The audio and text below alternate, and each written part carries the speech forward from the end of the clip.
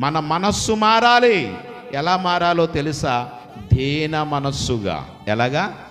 దీన మనస్సు. మన హృదయంలో ఎన్నడూ గర్వం అనేది ఉండకూడదు ప్రియులారా.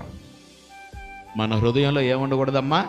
గర్వం ఉండకూడదు. వాక్యంలో రాయబడింది, నాశనమునకు ముందు గర్వం నడుచును, పడిపోవుటకు ముందు అహంకారమైన మనస్సు నడుచును అని జ్ఞాని అయిన సొలొమోను సామెతల గ్రంథంలో చెబుతూ ఉన్నాడు.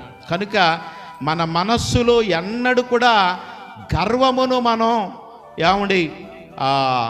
గర్వమునకు మనం చోటిచ్చేవారిగా ఎంత మాత్రం ఉండకూడదు. బైబిల్ గ్రంథంలో ఒక రాజును గురించి రాయబడింది. అతడట స్థిరపడిన తరువాత మనస్సున గర్వించి చెడిపోయాడు అని ఉంది.